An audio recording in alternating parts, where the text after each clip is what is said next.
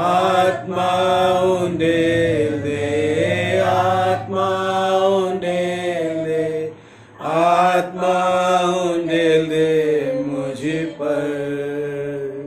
सूली पर जान दे दी तूने, हर विरोधी को सहा। प्याला पिता का पी लिया तूने, जब मैं तेरा विरोधी था। आत्मा उंडेल दे, आत्मा उंडेल दे, आत्मा उंडेल दे मुझ पर। आत्मा उंडेल दे, आत्मा उंडेल दे, आत्मा उंडेल दे मुझ पर। युगानुयुग तुझे मैं चाहूं, तू ही दासा सदा मेरे। हाँ प्रभु तुझको ही मैं चाहूं, और पीछे चलता रहूं तेरे। आत्मा उंडेल दे, आत्मा उंडेल दे, आत्मा उंडेल दे मुझ पर।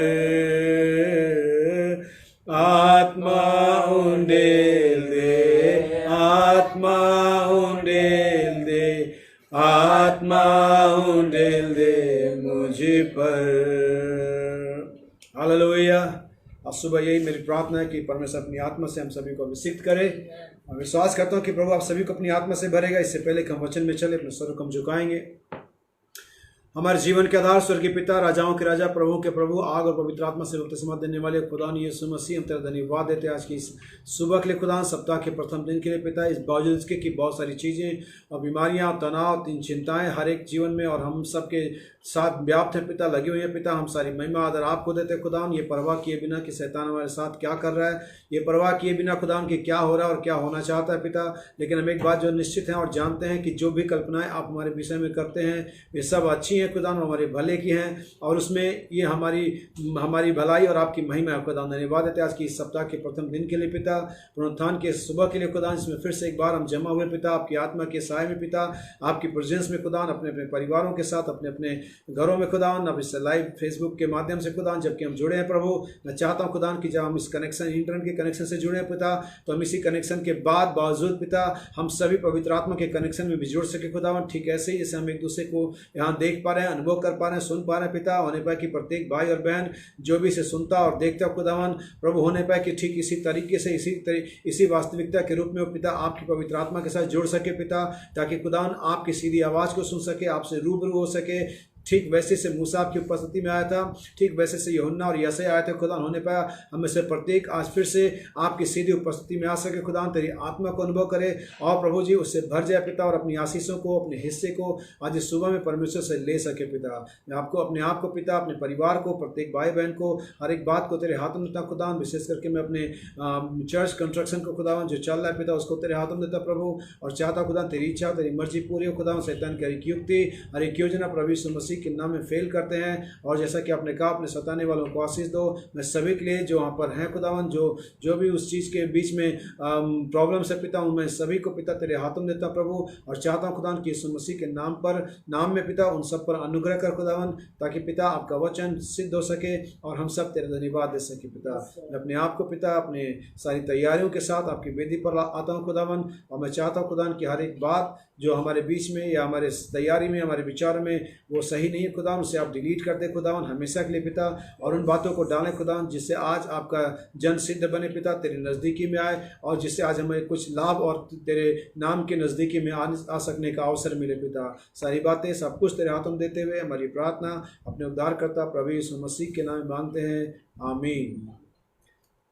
प्रभु आप सभी को आशीष दे, आमीन। परमेश्वर के नाम के धन्यवाद हो। आइए अपने अविश्वास को अपने हाथों में ले लें। अगर आपके पास बाइबल है आप मेरे साथ निकाल लीजिए यूहन्ना का सुसमाचार और उसके पहले अध्याय के 18वीं आयत को मैं आज सुबह में आपके लिए पढ़ूंगा। बहुत सारे और आयतें हैं जो हम पढ़ेंगे ताकि अपने विषय को ले सके। इसके लिए हम शुरुआत करेंगे gospel of John chapter 1 verse 18 और इसके 18वीं आयत को मैं पढ़ूंगा। यूहन्ना के सुसमाचार के पहले अध्याय के 18वीं आयत को। परमेश्वर को किसी ने कभी नहीं देखा, इकलौता पुत्र जो पिता की गोद में है उसी ने उसे प्रकट किया। आइए हम इसे इंग्लिश में पढ़े। No man had seen God at any time. The only begotten Son, which is in the bosom of the Father, he had declared him. आमीन। He had declared him। यहाँ पर हिंदी का प्रकट शब्द इतना सही नहीं है, लेकिन इसका सही शब्द है उसने उसे है करके प्रमाणित किया, डिक्लेयर किया, जैसे कि कई चीज़ें डिक्लेयर की जाती हैं। परमेश्वर सभी को आशीषित करे। और आज इस सुबह में, इससे पहले कि मैं आगे बढ़ूँ, और कुछ चीज़ें हैं जो मैं आपके साथ शेयर करूँगा। और वास्तव में मैं ये कोशिश करूंगा कि मैं अपने आप को सामान्य रख सकूं, क्योंकि पिछले कल दोपहर से मेरा थोड़ा सा जो दिमाग है वो एकाग्र नहीं है। मैं थोड़ा सा परेशान हूँ, डिस्टर्ब हूँ, लेकिन मैं विश्वास करता हूँ मैं दुखी नहीं हूँ।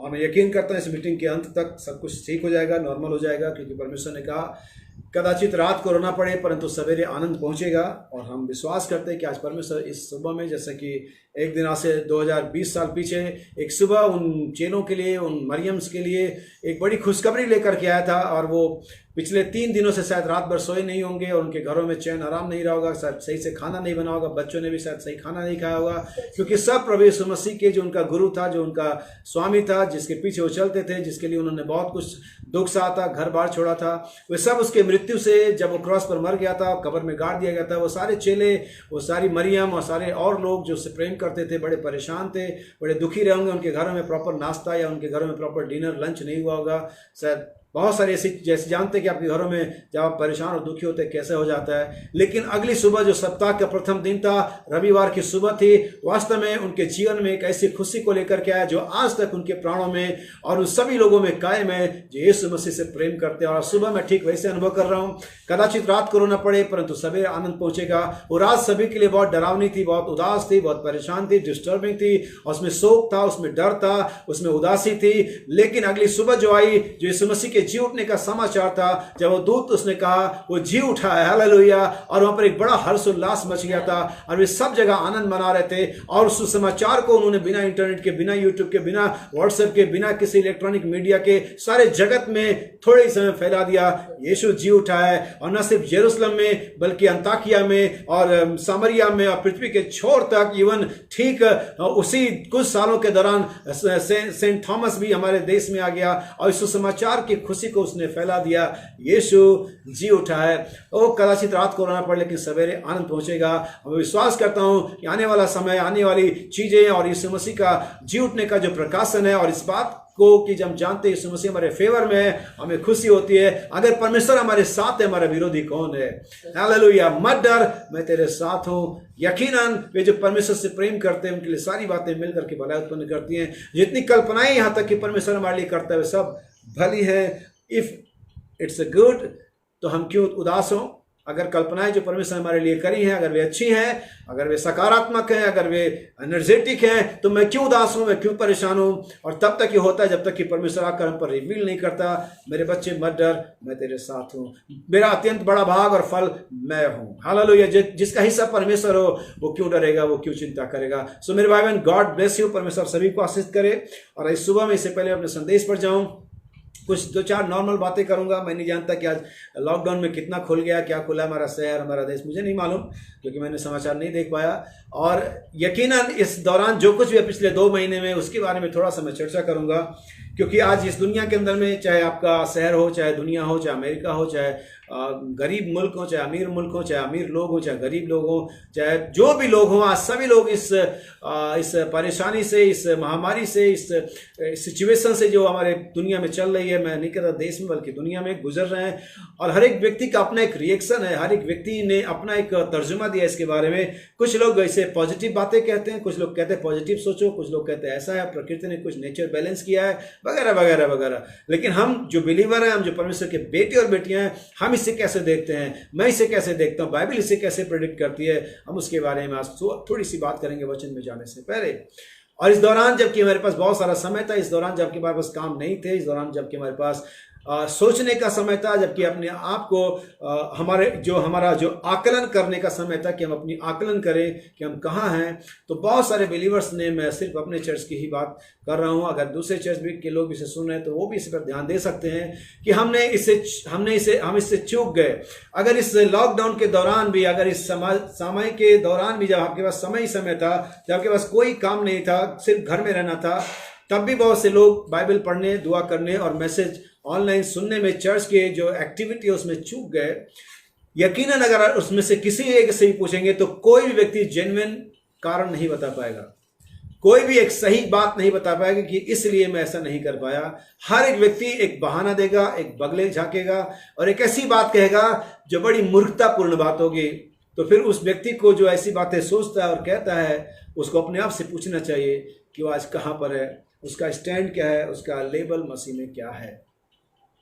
मैं आपको बताना चाहता हूँ, आज इस समय में सभी लोग अपने परिवारों में हैं। बड़े बदकिस्मत लोग वो रहे होंगे जो अपने परिवारों में नहीं पहुंच पाए होंगे और लॉकडाउन में कहीं फंस गए होंगे। शायद उनको ट्रेन नहीं मिली होगी, शायद उनका कोई प्लान पहले से रहा होगा, जो भी रहा होगा। बहुत से ऐसे लोग हैं दुनिया में जो अपने परिवार में नहीं है। और जहां तक मैं सोचता हूं, अगर मैं कल्पना करूं कि बिलीवर्स की कितनी परसेंटेज है जो अपने परिवार में नहीं है, जो कहीं फंस गए, अपने परिवार में नहीं जा पाए, तो मुझे नहीं लगता कि 2-3% से भी ज्यादा बिलीवर ऐसे होंगे। हालांकि मैंने अभी तक एक भी बिलीवर के बारे में सुना कि अपने परिवार से बाहर कहीं फंस गया है। लेकिन बहुत सारे बिलीवर जो अपने परिवार में हैं, बहुत सारे भाई बहन मसीह जो अपने परिवार में हैं, उन परिवारों में डिस्टर्बेंस है, प्रॉब्लम्स है, वहां पर प्रेम नहीं है, वहां पर सहभागिता नहीं है। और जो मैं इसे समझ पाता हूँ, जो मेरा इस पर रिव्यू है, हो सकता है आप कहें ये सही नहीं है, मैं मानता हूँ हो सकता है सही ना हो, और आप इसे बिल्कुल एक्सेप्ट मत करिए। अगर आपको लगता है सही नहीं है आप इसे छोड़ दीजिए, लेकिन अगर आपको लगता है सही है आप इसे एक्सेप्ट करिए और देखिए कि क्या हो रहा है। तो जो लोग अपने परिवारों में हैं और इत्तेफाक से अपने परिवारों में हैं, फिर भी उनके साथ मसीहत का कोई उनके घर में नामो निशान नहीं है, कोई दुआ प्रार्थना नहीं है, कोई मीटिंग को वॉच करना नहीं है। जैसे कि मैं बता चुका, बहुत सारे लोग फेसबुक और लाइव पर जब मीटिंग्स आता है, लाइव आता है, उसको बाद में अपने शेड्यूल पर सुनते हैं, अपने टाइम पर सुनते, शायद पजामा पहने हुए, शायद खाना बनाते हुए, शायद बेडरूम में सोते हुए सुनते हूँ, मैं नहीं जानता। उनको लगता है कि ठीक है, अभी तो कभी भी आएगा, हम इसे कभी भी सुन लेंगे। ऐसे लोग कभी भी परमेश्वर से प्रेम करने वाले नहीं हो सकते।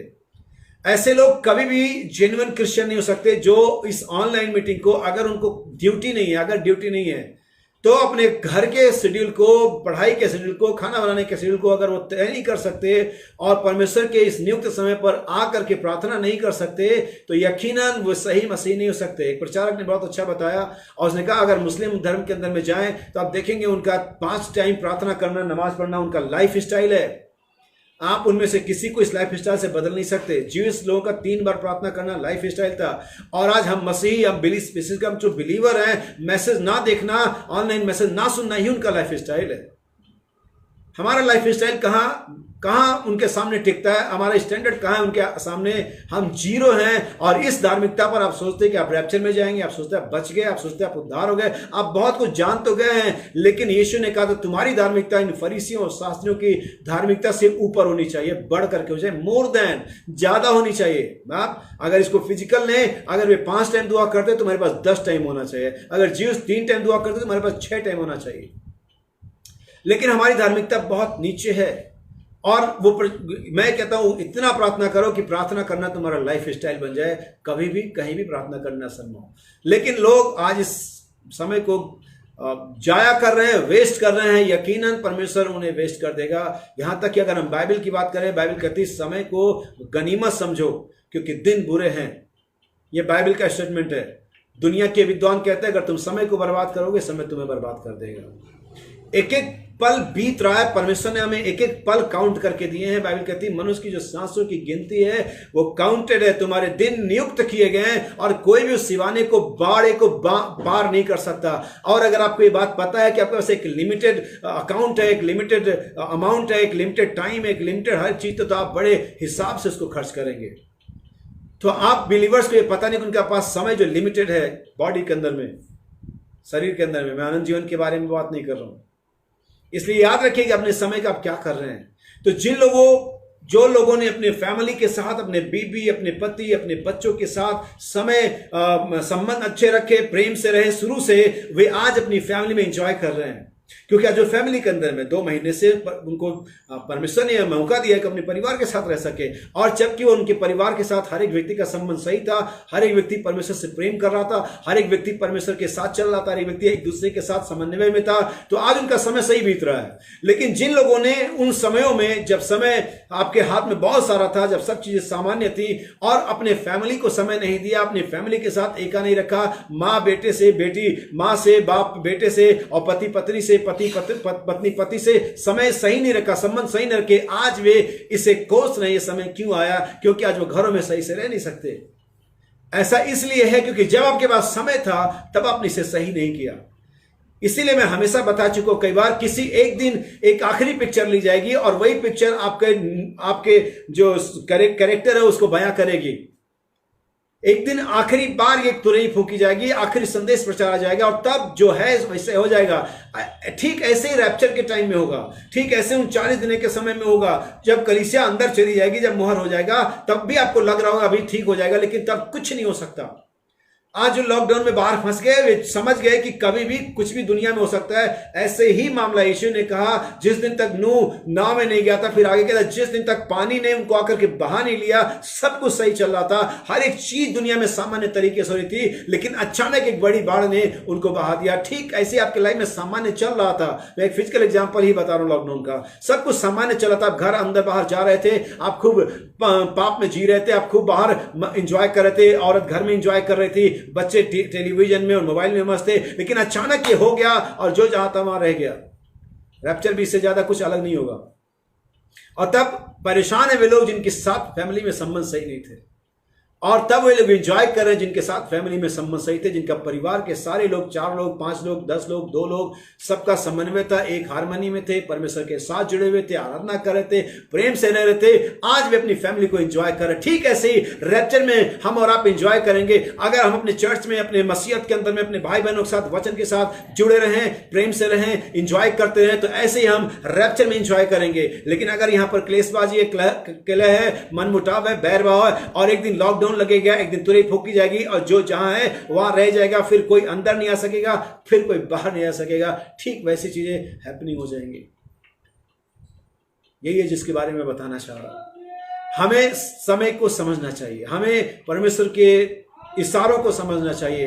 बाइबल कहती है, कौन है बुद्धिमान जो विपत्ति को आते हुए देख करके डर जाता है, जो उससे जाकर के मुकाबला करने की कोशिश करता वो नहीं। मेरे पिताजी कहते थे, शेर से लड़ना कोई बहादुरी नहीं होती है, क्योंकि आप जानते हैं एक शेर के पास कितनी ताकत है और आपके पास कितनी है। आप कहेंगे सैमसन ने हरा दिया। मैं उस पावर ऑफ गॉड के अंदर बात नहीं कर रहा हूं, मैं एक नॉर्मल बात कर रहा हूं।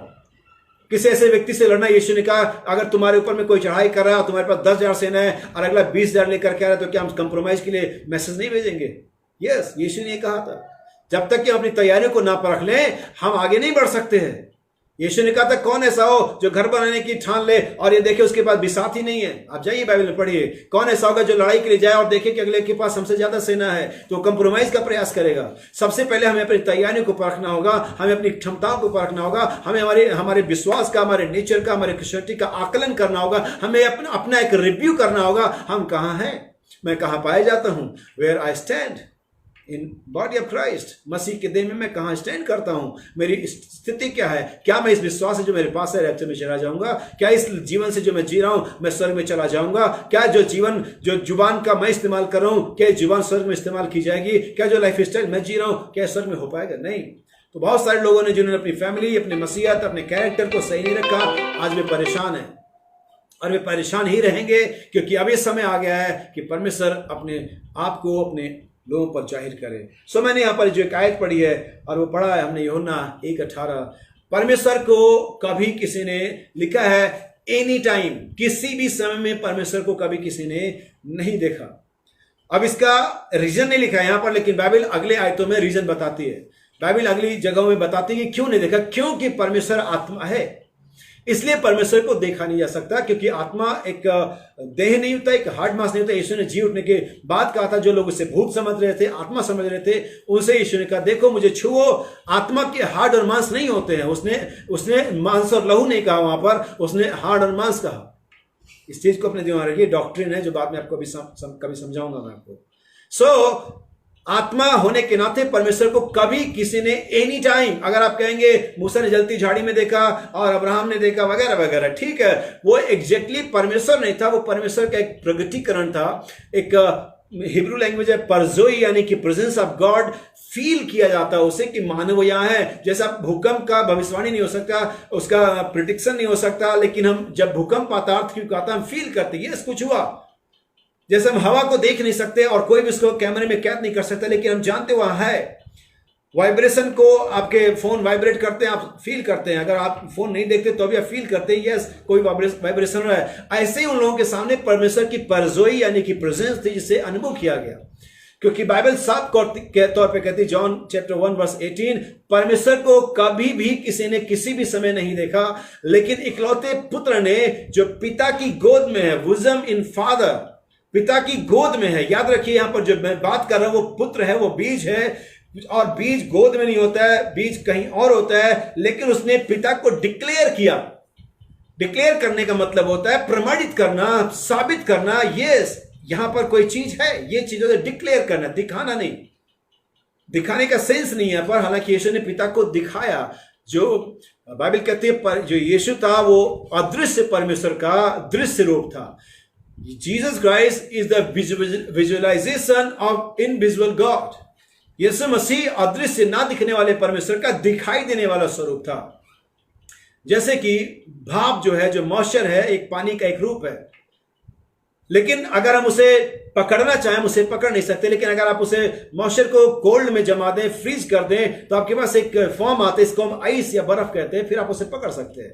मैं आपको आपके एक एग्जाम्पल देना चाहूंगा बाइबल से, क्योंकि ये एग्जाम्पल वैज्ञानिक है, साइंटिफिक है, बट मैं बाइबल से एग्जांपल दूंगा। गॉस्पेल ऑफ जॉन चैप्टर 1,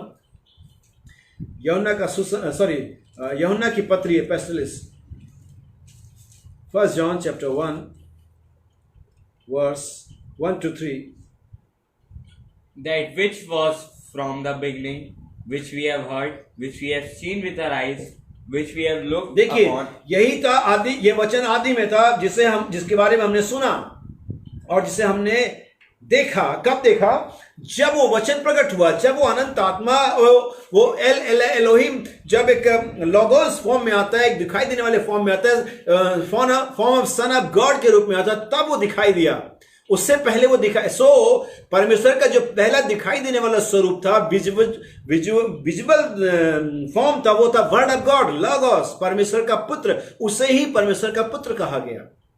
अब यूहन्ना का सुसमाचार 1:18 या यूहन्ना के पत्री के साथ बिल्कुल कंपैरिजन के अंदर में है। आप इन दोनों चीजों को बड़े ध्यान से पढ़ेंगे, आपके सामने चित्र जो हो जाएगा, कंफर्म हो जाएगा। परमेश्वर को कभी किसी ने देखा कि परमेश्वर आत्मा है, एल एलोहिम, एक इटर्नल स्पिरिट, एक अनंत आत्मा जिसको कभी कोई देख नहीं सकता। लेकिन जैसे ही वो दिखाई देने वाले रूप में आया, वो लोगोस कहलाया, सन ऑफ गॉड कहलाया, और उसे ही हम परमेश्वर का वचन कहते हैं, जो कि बाद में यीशु मसीह के रूप में देहधारी हुआ। आइए हम इसे पढ़ लें। And our hands have handled of the word of और हमने उसे हैंडल किया, उसे हमने प्रयोग में लिया। For the life was manifested, and we have seen it, and bear witness, and show unto you that eternal life, which was with the Father, and was manifested unto us. That which we have seen and heard, जिसको हमने सुना और देखा, declare we unto you. और तुम्हारे लिए उसको हम ठीक ऐसे ही, जैसे, अब इस बात को समझिएगा, जैसे पुत्र ने पिता को डिक्लेयर किया, वैसे ही उस लाइफ को, जो पिता का लाइफ यीशु मसीह में था, और यीशु मसीह ने पिता के लाइफ को, जो कुछ पिता है उसे डिक्लेयर किया, वैसे ही यीशु मसीह के अंदर का जो लाइफ था, जो पावर था, इनफैक्ट तो पिता ही था, और उसे इन अपोस्टल्स ने, इन चेलों ने डिक्लेयर किया। सेम प्रोसेस चल रहा है। और अगर आप इसे पढ़ेंगे बाइबल के अंदर में, इसके सीक्वेंस में जाएंगे, यीशु ने कहा जैसे पिता ने मुझे भेजा वैसे ही मैं तुम्हें भेजता हूं, और जैसे पिता यीशु के साथ रहा वैसे यीशु का मैं तुम्हारे साथ रहूंगा। वैसे ही सेम काइंड, जैसे परमेश्वर ने पुत्र से प्रेम किया, वैसे ही परमेश्वर ने हमसे भी प्रेम किया। यस, यही सुसमाचार की सच्चाई है जो दुनिया के जगत की आंखों से छिपी हुई है। ठीक उसी तरह से सेम पैटर्न में गाड़ी चल रही है। जैसे पुत्र ने पिता को प्रकट किया, वैसे ही अपोस्टल्स ने पुत्र को यानी यीशु मसीह को प्रकट किया। और ठीक आज मेरी और आपकी रिस्पॉन्सिबिलिटी है, जिम्मेदारी है कि हम उस चेलों के अंदर पाए जाने वाले जीवन को, कौन सा जीवन था चेलों के अंदर में? पुत्र का, पुत्र अर्थात यीशु मसीह। यीशु मसीह में कौन सा जीवन था? पिता का। तो अगर हम इसे एक सिंपल लाइन में देखें तो ये वही जीवन है, ये वही सुसमाचार है, ये वही परमेश्वर है, ये वही पावर है जो आरंभ से है, चलता रहा है, इसमें चेंज नहीं हुआ। इसके लिए मैं आपको एक एग्जांपल दूंगा। हमारा नबी कहता है, तुम समाचार पत्रों में जो रोज सुबह आपके घर में आता है और वो 3 रुपए 4 रुपए का न्यूज़पेपर तुम्हारे घरों में फेंक जाता है, तुम उसे रोज खोलते हो और पढ़ते हो, आज यहां लूट हुई, पढ़ते हो आज यहां हत्या हुई, आज पढ़ते हो यहां पर ये बना, और पढ़ते हो वहां वो बना, और रोज सेम न्यूज होती है, बस वहां पर कैरेक्टर और प्लेस बदल जाते हैं। कल वो मर्डर जो दूसरी जगह में हुआ था, आज वो मर्डर तीसरी जगह में हो गया। कल जो डकैती दूसरी जगह में हुई थी, आज वो दूसरी जगह में हो गई है। ये सब सेम न्यूज सेम होती है, कैरेक्टर और प्लेस बदल जाते हैं। सो सुसमाचार एक ही है, परमेश्वर एक ही है, लाइफ ऑफ गॉड एक ही है। कभी ये पुत्र में प्रकट हुआ, फिर चेलों में प्रकट हुआ, आज मेरे और आप में प्रकट हो रहा है। Same life, same power, same gospel, same God. सबका एक ही परमेश्वर पिता जो सबके ऊपर है, जो सबके मध्य में है, और वो अब सब में है। यही सुसमाचार की सच्चाई है। हाँ, इसलिए पत्री में यूहन्ना कहता, मैं तुम्हें कोई नया समाचार नहीं समझाता, लेकिन वही जो आदि से है। हालेलुया, यही मैसेज की सच्चाई। हो सकता है कि आज संदेश जो मेरा है उसे मैं कहीं और चले जाऊं, लेकिन मैं कोशिश करूंगा कि मैं होल्ड कर सकूं। यहां पर कहता है फिर से verse 3, that which we have seen and heard declare we unto और you. याद रखिए, हमने कोई ऐसी पढ़ी हुई कहानी नहीं बता रहे तुम्हें, जो हमने व्हाट्सएप पर और फेसबुक पर पढ़ी है, जो हमने किसी ट्रू स्टोरी मैगजीन में पढ़ी है, जो हमने किसी नॉवेल में पढ़ी है, नहीं, जो हमने देखा और सुना है। सुनिए, that you also may have fellowship with us. And truly our fellowship is with the Father. और सच में ये हमारी जो सहभागिता है is with the Father और ये पिता के साथ and with his Son Jesus Christ. और उसके पुत्र अर्थात यीशु के साथ है। बस करें। और यही यीशु मसीह था जो पिता के गोद में था, जिसने परमेश्वर के पुत्र को, परमेश्वर के जीवन को, परमेश्वर के पावर को, परमेश्वर के पावर ऑफ फॉरगिवनेस को प्रकट किया। याद रखिए, जब मैं बात कर रहा हूं कि पावर ऑफ फॉरगिवनेस यानी माफ करने की सामर्थ्य, यीशु से पहले ये सामर्थ्य का डेमोन्स्ट्रेशन कभी भी पुराने नियम में नहीं हुआ था। आज जो मेरा संदेश है वह है demonstration of the life of God, परमेश्वर के जीवन को प्रकट करना। Demonstration of the life of God, परमेश्वर के जीवन को प्रकट करना, और यही था जिसे यीशु ने किया था। पावर ऑफ फॉरगिवनेस, ये बहुत बड़ी पावर है। दुनिया के अंदर में इससे बड़ी पावर नहीं पाई जाती, और इसी पावर से परमेश्वर ने मुझे और आपको बचाया है। उसने अपने पवित्र आत्मा के सामर्थ्य से नहीं बचाया, उसने अपने मारने वाले सामर्थ्य से नहीं बचाया। जैसा कि भाई पॉल बताते हैं, एक दूत की मारने की जो सामर्थ्य 1,85,000 एग्जैक्टली है। उस दिनों में अगर वो मारना शुरू करता, जब यीशु मसीह कलवरी पर मर रहा था, अगर 12 पलटन दूत अगर मारना शुरू करते, तो उनमें से हर एक दूत अपनी क्षमता का शायद 20% ही इस्तेमाल कर पाता, क्योंकि वहां पर इतने मारने के लिए इतने लोग ही नहीं थे जितनी उनकी पावर थी। इसीलिए हम मोर देन हैं, इसीलिए हम जय मन से भी बढ़ करके, जितनी हमें पावर चाहिए उससे बढ़ करके हमारे पास है। क्योंकि एक एंजल की किलिंग पावर 1,50,000 है, 55,000, 85,000 है, और वहां पर इतने लोग भी नहीं होते कि वो सबको मार पाते, यानी कि हर एक दूत अपने पावर का थोड़ा इस्तेमाल कर पाता। इसीलिए आज इस डेट में, जिसमें दुनिया में पाप और बीमारी से लोग मर रहे हैं, we have a more than power. हमारे पास ज्यादा ताकत है, ज्यादा फॉरगिवनेस है, ज्यादा लव है, ज्यादा बदलने काइंडनेस है। I have a more than power of God. हमारे पास ज्यादा है जितना कि हमें चाहिए। हमें इस चीज को याद रखिए मेरे भाई बहन। पर मैं इसलिए मुझे याद आता है जब भाई आमोस में हमारे पास्टर और एक चीज प्रचार करी थी कि पुराने समय में जब परमेश्वर अपनी व्यवस्था को दिया था, जब परमेश्वर इस्राएलियों पर अपने करुणा को प्रकट करता था, इसके बावजूद परमेश्वर की व्यवस्था हमेशा न्याय की मांग करती थी और लोगों को दोषी ठहराती थी। और परमेश्वर तो चाहते थे कि लोग बचे, लेकिन चूंकि परमेश्वर की दी व्यवस्था उनको बचने नहीं देती थी। चूंकि परमेश्वर तो चाहता था कि बचे, परमेश्वर तो चाहता था कि बेकार में नाश हो जाएंगे, फालतू मर जाएंगे, लेकिन चूंकि व्यवस्था थी और व्यवस्था उन्हें दोषी ठहराती थी, और जब दोषी ठहराती थी तो परमेश्वर के पास कोई तरीका नहीं था, जब उसकी व्यवस्था कह रही मारा जाए तो मारा जाए। मैं सोचता हूं इसके बारे में, एलिशा, हो सकता है मैं गलत हूं, मुझे माफ कर दीजिए, सिर्फ मेरे लिए है ये, यहां तक कि मैं अपने चर्च पर भी से नहीं थोपूंगा। एलिशा ने जब 42 बच्चों को बारे में, जब उसने गुस्सा आ गया, 42 बच्चों को श्राप दिया और रिचनी ने 42 बच्चों को खा लिया। आप जानते बाद में एलिशा एक बीमारी से मर गया। यकीनन मैं नहीं जानता कि क्यों मरा, लेकिन ये बात मेरे दिमाग में स्ट्राइक करती है कि आखिर क्यों परमेश्वर एक महान नबी एक बीमारी से मर जाता है। मैंने इसीलिए कहा सिर्फ मेरे लिए है, मैं आप पर इसे नहीं थोपता। इसीलिए परमेश्वर ने व्यवस्था तो दी थी, और नहीं, क्योंकि बाइबल कहती है परमेश्वर दुष्टों के मरने से ही प्रसन्न नहीं होता है। वो नहीं चाहता कि कोई नाश हो, क्या चाहता है कि हर एक को एक अवसर मिल जाए। लेकिन बावजूद के इजरायली मर रहे थे, क्योंकि व्यवस्था ऐसी थी, और परमेश्वर उन्हें बचाना चाहता था, लेकिन व्यवस्था आ जाती थी और नहीं बचते थे। तब भाई आमोस बताते हैं कि तब परमेश्वर ने जब न्याय से, व्यवस्था से, ताकत से और तमाम तरह के डर से उनको नहीं बचा पाया, फिर बाइबल यूहन्ना 3:16 में कहते परमेश्वर ने प्रेम किया। परमेश्वर ने जगह से ऐसा प्रेम किया कि अपने इकलौता पुत्र दे दिया। अब देखिए, उस प्रेम के वसीले से, उस प्रेम के कारण अब लोग बचाए गए। अब परमेश्वर उनको मार नहीं रहा, लेकिन उनके गुनाहों के लिए उन्हें मार नहीं रहा, बल्कि उनको बचा रहा है, क्योंकि प्रेम इसे कर पाया। इसलिए मैंने कहा पावर ऑफ फॉरगिवनेस कभी भी डेमोस्ट्रेट नहीं हुआ था, कभी डिस्प्ले नहीं हुआ था, लेकिन यीशु ने परमेश्वर की इस पावर को डिस्प्ले किया, फॉरगिवनेस की पावर को डिस्प्ले किया। इसीलिए मेरा आज मैसेज है demonstration of the power of God. Which power? Power of love, power of forgiveness, power of patience, power of knowledge.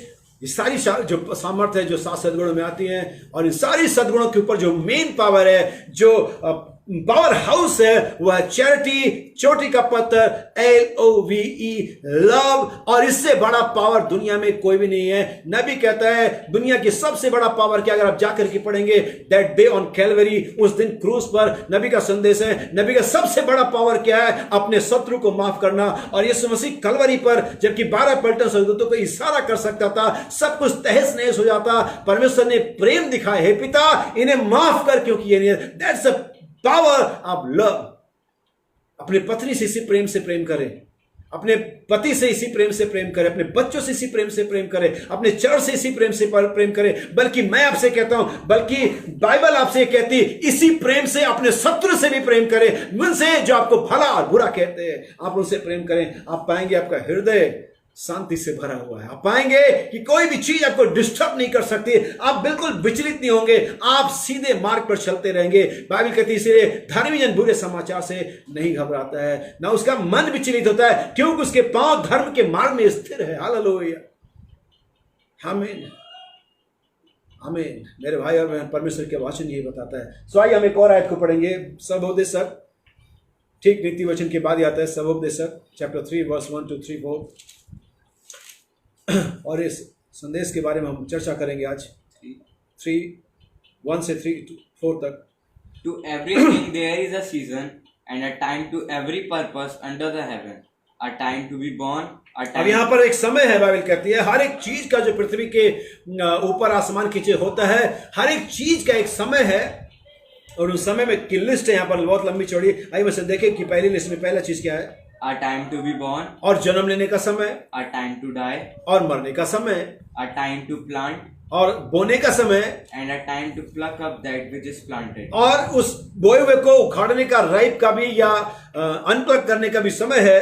A time to kill, और मारने का समय, a time to heal, और heal, चंगा करने का भी समय है, a time to break down, और तोड़ने का समय है, and a time to build up, और उसको बनाने का समय है, a time to weep, और रोने का समय है, and a time to laugh, और हंसने का भी समय है, a time to mourn, और क्या है, mourn, क्या होता है इसका हिंदी?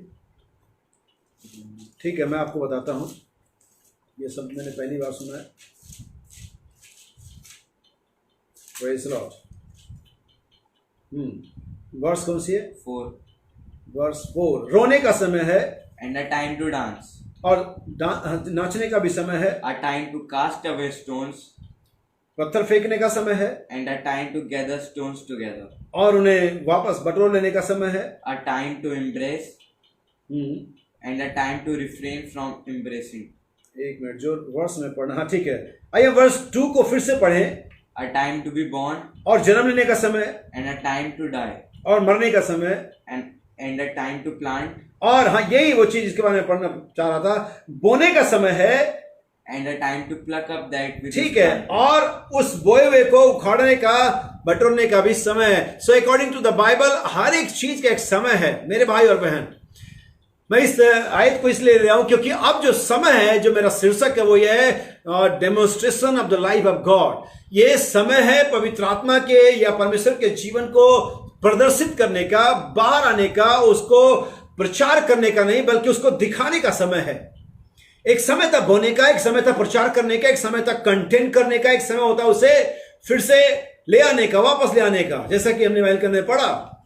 इसलिए आपको मैं कुछ बाइबल के कुछ एग्जांपल्स दूंगा, कुछ पैराबल दूंगा और वास्तव में वह मेरी बड़ी मदद करेंगे। मैं चाहूंगा कि मैं आपके साथ पढ़ूं लूका का सुसमाचार उसका 19 उसकी 12वीं ऐसे पढ़ेंगे हम।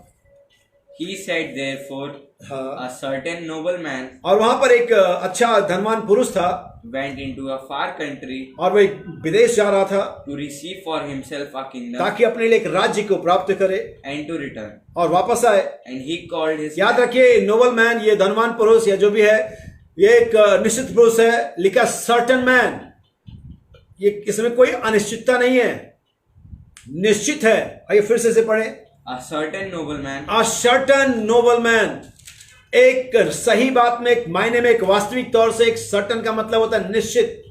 अगर आप संदेश पढ़ेंगे नबी का, अनसर्टन साउंड, अनिश्चित स्वर, अनसर्टन का मतलब अनिश्चित, सर्टन का मतलब निश्चित। एक निश्चित व्यक्ति था और यह निश्चित व्यक्ति हमारा प्रभु यीशु मसीह है, जो हम अपने लिए एक राज्य प्राप्त करने गया, जी उठा, दावेदारी करी उस राज्य पर जो शैतान के हाथ में आ गई थी। जब आदम और हवा ने गुनाह के अंदर में अपने सम्मिलित हो गए, जब उन्होंने पृथ्वी से अपने राइट खो दिए, जब ये पृथ्वी उनके अंडर कंट्रोल से चली गई, तब ये अधिकार परमेश्वर के पास चला गया। लेकिन ये धनवान व्यक्ति आता है, अपने लहू से दाम चुकाता है और पिता के पास जाता है ताकि क्या करे, अपना किंगडम प्राप्त करे। ये वचन, ये पृथ्वी परमेश्वर के पुत्रों के लिए बनाई गई थी और यीशु मसीह पहले उठा है और राज्य प्राप्ति। सो लिखा सर्टन नोबल मैन, एक निश्चित धनवान पुरुष, और वो वापस आएगा। अच्छी बात ये है, वापस आएगा, लेकिन इस आने और जाने के बीच में उसने कुछ लोगों को यहां पर ठहराया। आइए हम इसे फिर से पढ़ें।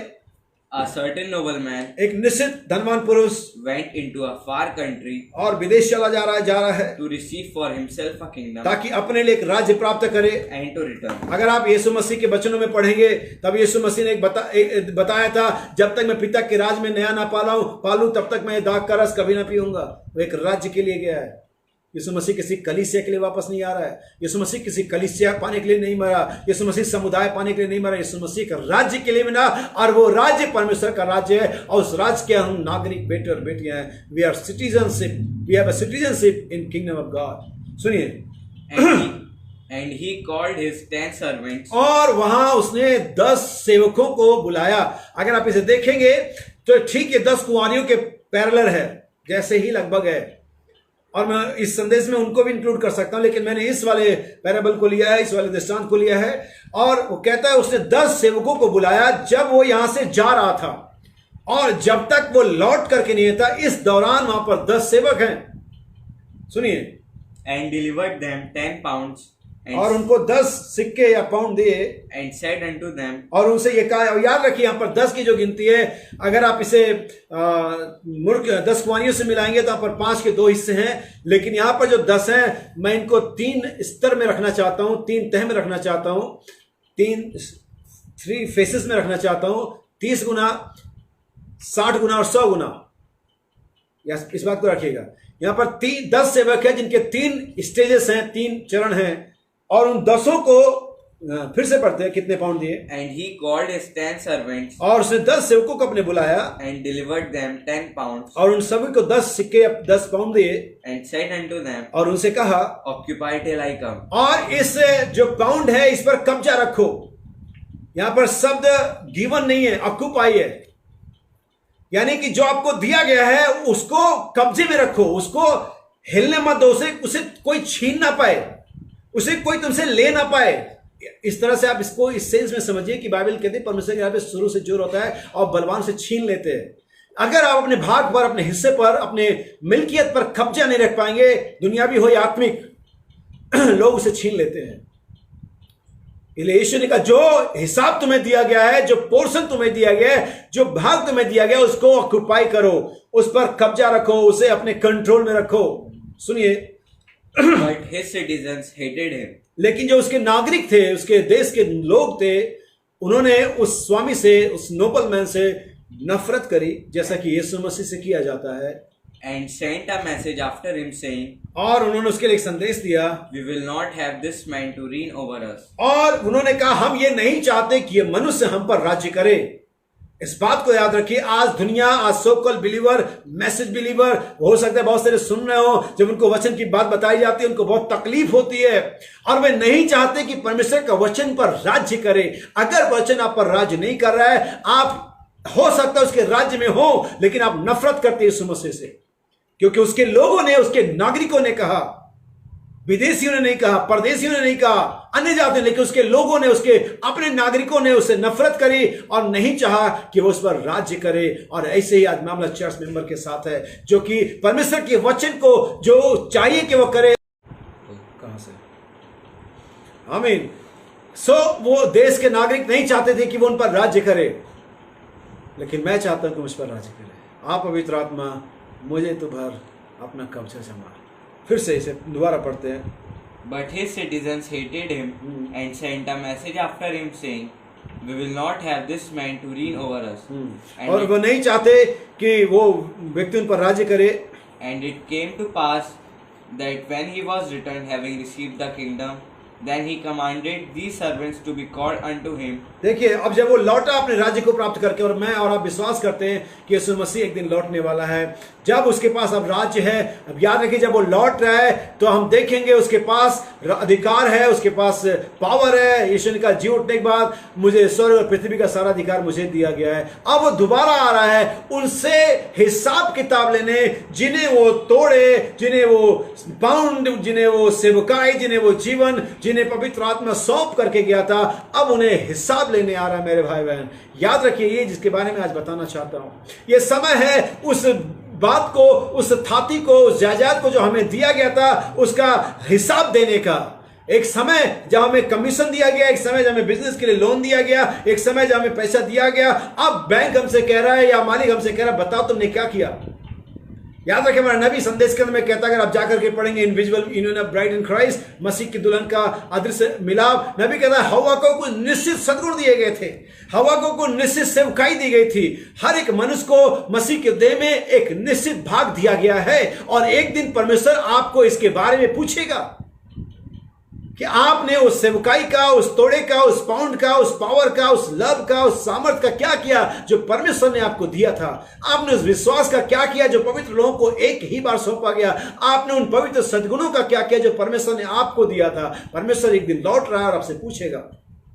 इस चीज को याद रखिए, नबी क्या कहता है, सुनिए, मसीह के देह में हर एक व्यक्ति को कुछ न कुछ सौंपा गया है, और एक दिन हमें जो भी हमें सौंपा गया, चाहे 1 तोड़ा, चाहे 5 तोड़ा, चाहे 10 तोड़ा, जिसको जितना दिया गया उससे उतना हिसाब मांगा जाएगा, और एक दिन हमें हिसाब देना पड़ेगा। यीशु लौट करके आया, उसने उनको बुलाया और पूछा, तुमने आखिर उसका क्या किया जो मैंने तुम्हें सौंपा था। मेरे भाई और बहन, जब आप कहते आई हैव इटर्नल लाइफ, जब आप कहते मेरे पास पवित्र आत्मा है, मैं मसीह हूं, मेरे पास सद्गुण है, मेरे पास जीवन है, मेरे पास बाइबल है, मेरे पास नॉलेज है, परमेश्वर पूछेगा एक दिन, आपने उस बाइबल की नॉलेज का क्या किया, आपने उस पवित्रता का क्या किया, आपने पवित्र आत्मा का क्या किया, आपने वचन की जानकारी का क्या किया। हालेलुया। नबी कहता हवा को पवित्रता, सद्गुण और तमाम नैतिकता, और आदम के लिए एक आदम की तरह ही परमेश्वर के पुत्र की तरह बच्चे पैदा करे, ये सारी जिम्मेदारी सौंपी गई थी, और उसने उन सारी जिम्मेदारियों को बेच खाया, और एक दिन उसे हिसाब मांगा गया और पाया गया कि वो कमजोर निकली। ठीक ऐसे ही जैसे बेलशस्सर राजा, नबूकदनेस्सर राजा के बारे में हस्तलेख आ गया, हे राजा तू तराजू में तौला गया लेकिन हल्का पाया गया। जब एक दिन परमेश्वर का बैलेंस करेगा, अपने वचन को आपके एक तराजू में और आपको दूसरे तराजू में रखेगा, और इस बैलेंस को करेगा, आप मुझे, मेरे भाई बहन, बताओ आप कहां जाओगे। मैं जानता हूं हम वैसे ही अपने आप को सर झुका लेंगे जैसे उस दिन उस राजा ने झुका लिया। जब बैलेंस किया जाएगा, वचन को रखा जाएगा। आप, और यहीं पर जो मैं शिक्षा देना चाहता हूं आप सभी को, बेशक हमारे जवान लड़के लड़कियां सुने, और हर एक व्यक्ति से सुने, चाहे कोई भी क्यों नहीं से सुने। जब आपके तराजू में तोला जाता है और आपको कहते हैं आपने झूठ बोला, आप उस तराजू में रखते हैं वो भाई ने भी झूठ बोला।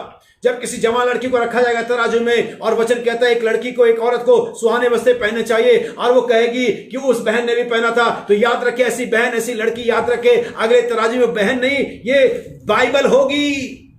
मूर्खता करना बंद कर दो। पादरी ने झूठ बोला, पादरी गलत है, उस तराजू में पादरी नहीं होगा, उस तराजू में बाइबल होगी। उस तराजू में जो अगला पलड़ा होगा, उसमें तुम्हारा मम्मी पापा नहीं होंगे, तुम्हारी हस्बैंड तुम्हारी वाइफ जिसने गलती किया वो नहीं होगी, तुम्हारा हस्बैंड जिसने गलती किया वो नहीं होगा, तुम्हारे बच्चे जिसने गलती किया वो नहीं होंगे, माँ बाप जिन्होंने गलती किया वे नहीं होंगे। उस तराजू के दूसरे पलड़े में एक में तुम होगे और एक में बाइबल होगी। डोंट बी फुलिश, मूर्ख मत बनो। अगर अभी तक बने हो तो मैं आज आपको कहना चाहता हूं मेरे भाई बहन, मूर्खता बंद कर दीजिए। कंपेयर मत करिए पास्टर से, पब्लिक से, मम्मी से, पापा से, चर्च से। आपके अगले पत्र जो आपका नापतोल किसी पादरी के साथ, किसी मम्मी पापा के साथ, दुनिया के साथ, चर्च मेंबर के साथ नहीं होगा। आपका कंपैरिजन बाइबल के साथ होगा। और एक दिन यीशु आएगा हिसाब लेने के लिए, और वो लौटा, उसने हर एक को कॉल किया, हर एक को बुलाया जिसको वो सौंप करके गया था। अगर मैं अपना घर वॉचमैन के हवाले करके जाता हूं, अगर मैं चाबी पड़ोसी को दे करके जाता हूं, तो मैं उसी से हिसाब मांगू, इसको मैंने सौंपा है। बाइबल कहते हैं, हे अगुओं, अपने अपने झुंड की चौकसी करो, उन पर अधिकार मत जमाओ, तुम्हें ये झुंड सौंपा गया है, तुम इसके ऑनर नहीं हो, तुम इसके मालिक नहीं हो, तुम सिर्फ एक केयर टेकर हो। सो झुंड पर हुकूमत मत करो। परमेश्वर महान चरवाहा, द ग्रेट शेपर्ड यीशु मसीह एक दिन हिसाब मांगेगा तुमसे, तुम्हारे झुंड के साथ तुमने क्या किया। क्या तुम उनके लिए एग्जाम्पल बने? क्या तुम उनमें से एक हो गए? नबी कहता चरवाहा भेड़ों के बारे में सिर्फ एक ही बात जानता, दुनिया के बारे में कुछ नहीं जानता। आप चरवाहे से भेड़ों की स्मेल ले सकते हैं। बहुत सारे चरवाहे ऐसे हैं जो भेड़े मिलने के लिए अपॉइंटमेंट लेना पड़ता है। मैं किसी के खिलाफ नहीं हूं, लेकिन मैं सिर्फ बता रहा हूं। आप कहेंगे भाई कौन? पोप। ठीक है, आप क्लियर हो जाए, मैं मैसेज के लोग शब्द नहीं कह रहा हूं। ये पोप है, इसके लिए अपॉइंटमेंट लेना पड़ता है। अगर कोई ऐसा पाया जाता है तो मैं सोचता हूं उसमें वही स्पिरिट है। चरवाहा का तो भेड़ों के मध्य में होना चाहिए, ना कि उसके बाहर होना चाहिए। याद रखिए मेरे भाई बहन, यीशु मसीह लौटेगा, हिस्सा मांगेगा। नबी कहता हवा को पवित्रता, नैतिकता, सद्गुण, हर एक चीज दिया गया था और वो इसमें फेल हो गई, वो हिसाब नहीं दे पाई। इसलिए पौलुस कहता मैं डरता हूं, जैसे हवा सर्प की चतुराई द्वारा बहकाई गई, तुम्हारे मन कहीं पवित्रता और सच्चाई की वजह से भ्रष्ट ना किए जाएं। नबी बाइबल बताती है हर एक बात का एक समय होता है। यह समय था जब उसने हमें सौंपा, लेकिन यह समय है कि हम हिसाब दें। डेमोन्स्ट्रेशन, सुसमाचार में सौंपा गया। मैं चाहता हूं कि मेरे साथ आप पढ़ लीजिए। हम कहाँ क्या पढ़ रहे थे? ठीक है, हम इसे रुक करके फर्स्ट थिस्सलुनीकियंस चैप्टर 1 वर्स 5, पहला थिस्सलुनीकियों उसका पहला अध्याय उसकी 5वीं आयत पढ़ेंगे। For our gospel came not unto you in word only, और जो हमारा समाचार है वो तुम्हारे पास केवल शब्द में नहीं पहुंचा, but also in power. लेकिन किस में पहुंचा? सामर्थ्य में। इसे मैं कहा demonstration of the life of God. और लाइफ ऑफ गॉड क्या है? पावर ऑफ गॉड है, पावर ऑफ लव है, पावर ऑफ फॉरगिवनेस है, power of patience, power of peace. ये सब कुछ उसके अंदर में है। इसीलिए यीशु मसीह हर धर्मों के लिए भी एक उदाहरण है, एक एब्सोल्यूट है, एक पूजने वाला व्यक्ति बन जाता है, क्योंकि उसने अपने क्वालिटी को हर परिस्थिति में बनाए रखा। एक बिलीवर वही है जो अपनी बिलीवर की क्वालिटी को हर परिस्थिति में बनाए रखे। कई बार हम बहुत जल्दी इरिटेट हो जाते हैं, ओके, लेकिन बाद में पवित्र आत्मा आता है, कहता नहीं, ऐसा नहीं होना चाहिए। I am Christian. ठीक है, किसी दिन ये हमें थोड़ी देर बाद पता चल रहा है, लेकिन वो समय आ रहा है जब हम इसे शुरू से जानेंगे। आमीन। सो पौलुस कहता है ये जो सुसमाचार है हमारे पास केवल शब्दों में नहीं पहुंचा, लेकिन किस में पहुंचा? समझ में पहुंचा। फिर से इसे पढ़ते, repeated. For our gospel came not unto you in word only, but also in power, लेकिन सामर्थ्य में भी आया, and in the Holy Ghost, and in much assurance, as you know what manner of man we were among you for your sake. अब देखिए पौलुस कहता है और हमें जानना चाहिए, या हम जानते हैं कि हमें लोगों के बीच में कैसा मनुष्य होना चाहिए। जबकि हमारे पास ये पावर है, जबकि हमारे पास ये लाइफ ऑफ गॉड है, हमारे पास रियल गॉस्पल है, तो हमें ये पता होना चाहिए कि हमें लोगों के बीच में कैसा होना चाहिए, क्या डेमोन्स्ट्रेट कर रहे हैं, क्या डिस्प्ले कर रहे हैं, हमें क्या दिखा रहे हैं हम लोगों को। जबकि हमारा दावा ये है हमारे पास असली सुसमाचार है, जबकि हमारा दावा यह है हमारे पास असली परमेश्वर है, जबकि हमारा दावा यह है हमारे पास असली शिक्षा है, हमारे पास दावा यह है कि हमारे पास असली नबी है, तो फिर हमें यह पता होना चाहिए कि हम लोगों के बीच में क्या जीवन जी रहे हैं। मैं आपके लिए एक और आयत पढ़ूंगा। ठीक है, आइए हम उससे लूका में वापस आ जाएं और इस चीज को देख लें। मेरे पास बहुत सारी बातें कहने के लिए। And it came to pass that when he was returned, having received the kingdom, then he commanded these servants to be called unto him, to whom he had given the money, that he might know how much every man had gained by trading. अब देखिए क्या कर रहा है वो कह रहा है, वो वापस आया, उन सभी को बुलाया ताकि ये देखे कि जिसने जो उसने सौंपा था उससे उन्होंने क्या गेन किया, क्या बढ़ाया, क्या कमाया। क्या आपको लगता है कि यीशु मसीह आपको समाचार दे गया, आपको सच्चाई रिवील कर गया, आप पर सारी बातें खोल गया और कहेगा ओके तुमने जो ठीक है, मेरा काम तो देना, मैंने दे दिया? नहीं, वो हिसाब मांगेगा आपसे। याद कर, वो आपकी पत्नी के विषय मलाकी कहता है, वो पूछेगा, हर एक हस्बैंड से उसकी वाइफ के बारे में पूछेगा, हर एक पास्टर से कलीसिया के बारे में पूछेगा, हर एक फैमिली से पूछेगा, हर एक व्यक्ति से पर्सनल पूछेगा। आप सोचेंगे मैं सिर्फ चर्च के बतौर जवाब दूंगा कि मैंने चर्च में पढ़ा के पर्सनल नहीं दूंगा आपका। क्या आपने भाई मुझे अकेले नहीं बताया? आपका अकेले कैसा आपको मिलेगा, आप देंगे उसे। हर एक व्यक्ति से जो भी परमेश्वर ने उसको सौंपा है, चाहे पोछा लगाने की जिम्मेदारी हो, चाहे सॉन्ग रीडिंग की जिम्मेदारी हो, पास्टर, डिकन, एल्डर, चर्च में आकर के अपनी जगह पर बैठ करके अपनी धन्यवाद आराधना करने की जिम्मेदारी हो, चाहे वो कोई भी जिम्मेदारी क्यों ना हो, परमेश्वर ने जो आपको दिया मसीह के दिन में, एक दिन आपसे हिसाब लिया जाएगा। उसने आया, उसने कहा देखे लोगों ने क्या कमाया है। सुनिए, Then came the first, saying, और पहले के पास आया और कहा, Lord, thy pound had gained 10 pounds. और प्रभु मैंने तेरे दिए हुए 10 सिक्कों से 10 और कमाया है। हालेलुया। जिसके पास इक्वल है, जितना था उतना ये 20 साल में वैसे ही है, मार खाने जा रहा है। अभी आखिरी में बहुत मजेदार कहानी बढ़ जाएगी इसकी, आइए सुने। Then came the first, saying, Lord, thy pound had gained 10 pounds.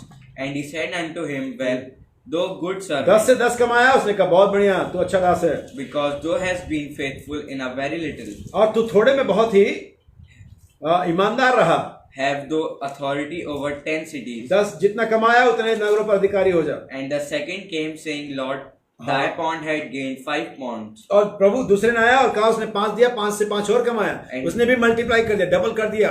And he said likewise to him, और उससे भी उसने वैसा ही कहा, जा 5 नगरों पर तू भी अधिकारी हो जा। Be thou also over 5 cities. And another came, saying, और तीसरा वाला आता है, Lord, behold, here is thy pound, which I have kept laid up in a napkin. For I feared thee, because thou art an austere man, thou takest up, thou layest not down, and reapest that thou didst not sow. And he said unto him, Out of thine own mouth will I judge thee. अब सुनिए, वो कहता है, फिर से पढ़ेंगे तीसरे वाले का घटना। And another came, saying, Lord, और दूसरे वाला आया और उसने कहा, Behold, here is thy pound, which I have kept laid up in a napkin. और उसने क्या कर दिया? तीसरे वाले ने जो उसे दिया गया था, उसने उसे डेमोन्स्ट्रेट नहीं किया, डिस्प्ले नहीं किया, उसे बिजनेस में नहीं लगाया, उसे लेन देन नहीं करी, उसे एक हैंकीचिप में, नैपकिन में, आपके हिंदी में कहा अंगोछे में लपेट करके रख दिया। यीशु ने कहा था दीवट को जला करके कोई पैमाने के नीचे नहीं रखता है। जो सुसमाचार तुम्हें दिया गया, इसे अंगोछे में लपेट करके और अपने घर में दबा करके रखने दिया था। इससे कुछ और कमाने के लिए दिया गया था, इसे व्यापार में लगाने के लिए दिया गया था, इससे और लोगों को मसीह के पास लाने के लिए दिया गया था। और यीशु ने कहा मैं तुझे तेरी ही बातों से दोषी ठहराता हूं। सुनिए, And he said unto him, Out of thine own mouth will I judge thee. और मैं तेरे ही मुंह से तुझे क्या करता हूं? दोषी ठहराता हूं। Thou wicked servant, तू एक दुष्ट दास है। thou knowest that I was an austere man, जब तू जानता था कि मैं ऐसा कठोर मनुष्य हूं, taking up that I laid not down, and reaping that I did not sow. Wherefore then givest not thou my money into the bank? सुनिए, अब यीशु ने क्या कहा था? तुझे चाहिए था कि तू ये जो तोड़ा है, जो पाउंड है, बैंक में या किसी व्यापारी को दे देता और मैं इंटरेस्ट के साथ उसे क्या करता? वसूल लेता। यीशु ने पहले वाले दास से, जब पहला वाला 10 से 10 कमाया, उसने कहा हे दास, तू धन्य है, तू अच्छा है। और तू क्यों धन्य है, क्यों अच्छा है? क्योंकि थोड़े से थोड़े में ही तू क्या था? ईमानदार था। याद रखिए, बहुत सारी बार हम चर्च के अंदर में शायद कोई हमारे पास बहुत बड़ी मिनिस्ट्री नहीं होती है, हम सोचते हैं हम पास्टर नहीं है, हम सोचते हैं हम डिकन नहीं है, हम सोचते हैं एल्डर नहीं है। एक चर्च मेंबर के तौर पर भी अगर आप एक चर्च के लिए ईमानदार हैं, एक छोटी सी सेवकाई के लिए, शायद आपका काम टेबल को पोंछना है, शायद आपका काम झाड़ू लगाना है, शायद आपका काम समय से चर्च में आकर के आराधना करना है, अगर आप इसी में ईमानदार हैं, परमेश्वर को ब्लेस करने जा रहा है। लेकिन हमारी टेंडेंसी क्या है? हम तो कुछ है नहीं, हम क्यों? नो सर, आपको जो दिया गया है अगर आप उसी में करेंगे, आप इनाम पाने जा रहे हैं मेरे भाई बहन। मैं इसके लिए एक और आयत पढ़ूंगा आपके लिए, गॉस्पेल ऑफ, इसी सुसमाचार से 12वें अध्याय के। और यहां पर भी एक एग्जांपल है कि यीशु मसीह यहां पर यीशु मसीह एक पैराबल देता है और कहता है एक व्यक्ति विदेश में कमाने चला गया, और जब वो चला गया उसने अपने घर पर, अपने भंडार पर लोगों को ठहरा दिया ताकि देखभाल करे। अगर आप पढ़ेंगे इससे मिल जाएगा, लेकिन मैं इसके कुछ बातों को ही आपके सामने रखूंगा। और इसके 46वें आयत की verse 46, The Lord of that servant will come in a day when he looked not for him, and at an hour which he is not aware, and will cut him in sunder, and will appoint him his portion with the unbelievers. And that servant which know his Lord's will, and prepared not himself. और जब परमेश्वर Lord will, यहां पर जो शब्द आया Lord will, प्रभु की इच्छा, जैसे उस तीसरे वाले ने कहा कि हे प्रभु मैं जानता था। मेरे भाई और बहन, यहीं पर आपका सुपर सीन है, महापाप है, अगर आप इसे अपनी लाइफ में खोज पाए। वो व्यक्ति भी कहता है जिसको यीशु मसीह ने विकेट सर्वेंट कहा, दुष्ट दास कहा, और यहां पर भी वो दुष्ट दास है जो परमेश्वर की इच्छा, प्रभु की इच्छा जानता हो, इसके बावजूद डिनाई करता हो। दैट्स अ सुपर सिन, ये महापाप है। आज यहां पर बहुत सारे बिलीवर क्रिश्चियन भाई और बहन परमेश्वर की इच्छा जानते हैं। हर एक लड़का, हर एक लड़की, हर एक पति, हर एक पत्नी अपने पति के प्रति वफादारी, ईमानदारी, सेवा, प्रेम को जानती है। हर एक पति अपनी पत्नी के प्रति ईमानदारी, सेवा और निष्कलंकता को जानता है। हर एक बच्चे अपने माँ के प्रति आज्ञाकारिता को जानते हैं। हर एक माँ अपने बच्चों के प्रति सेवा को और अपने सेवकाई को जानते हैं। हर एक चर्च कलीसिया के प्रति, पास्टर कलीसिया के प्रति, कलीसिया पास्टर के प्रति अपनी जिम्मेदारी जानती है। और जानने के बावजूद यही है जिसके बारे में आज शाम सुबह में आपसे बातचीत कर रहा हूं, जो प्रभु की इच्छा। यीशु ने कहा दुष्ट क्यों? क्योंकि तू जब जानता था। यहां पर फिर से पढ़ेंगे verse 46, The Lord of that servant 47,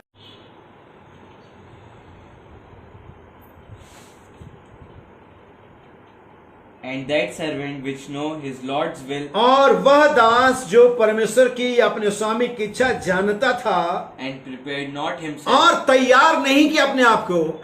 आज यही वो महापाप है, वो सुपर सिन है। जैसा कि उस तीसरे वाले को भी यीशु ने कहा था, जब तू ये जानता था कि मैं कठोर मनुष्य हूं। तो अब यहां पर बाइबल दूसरे पैराबल में कहती है, वह दास जो स्वामी की इच्छा जानता है और अपने आप को तैयार नहीं करता है, वह दुल्हन, वो परमेश्वर की बेटी और बेटियां, वो मसीह जिनको लॉर्ड्स विल मालूम है, जो परमेश्वर की इच्छा जानते हैं और यह भी जानते हैं कि वो न्यायी और धर्मी है, तो भी अपने आप को तैयार नहीं करते, वे बहुत मार खाएंगे।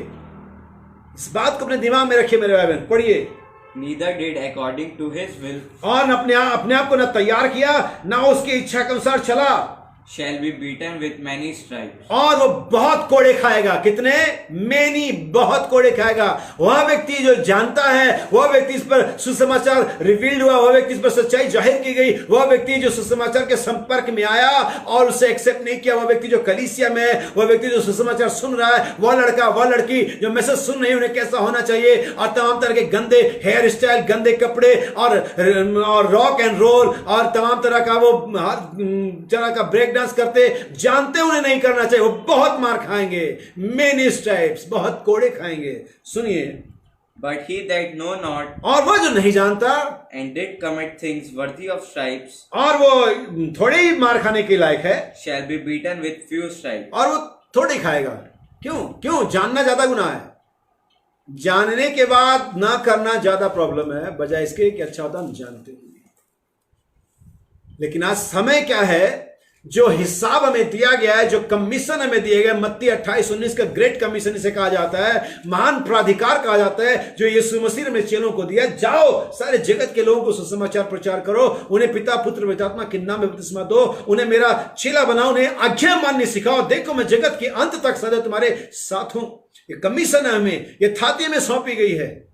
जैसा कि मैंने पिछले बार आपको बताया था, पवित्र आत्मा बपतिस्मा पवित्र आत्मा का व्यक्ति, मैं आपको वो डिक्लेयर करना चाहता हूं कि कैसे आज दुल्हन और से सोकल बिलीवर, मूर्खवारी, डिनोमिनेशन, पेंटिकोस्टल, बैप्टिस्ट जो भी हैं, से सभी एक तरफ आते हैं और ब्राइड एक तरफ आती है।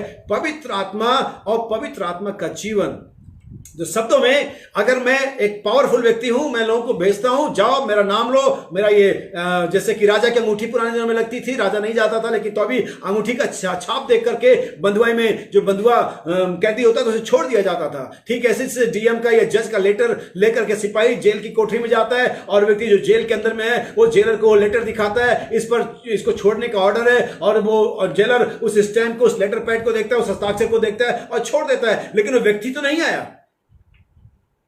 ऐसे ही परमेश्वर की आत्मा की सामर्थ्य, अगर आप पुराने नियम में, नए नियम में भी पुराने नियम में देखेंगे, दाऊद पर आत्मा उतरता था, सैमसन पर आत्मा उतरता था, लेकिन कभी इनके अंदर में वो व्यक्ति ने एका नहीं किया।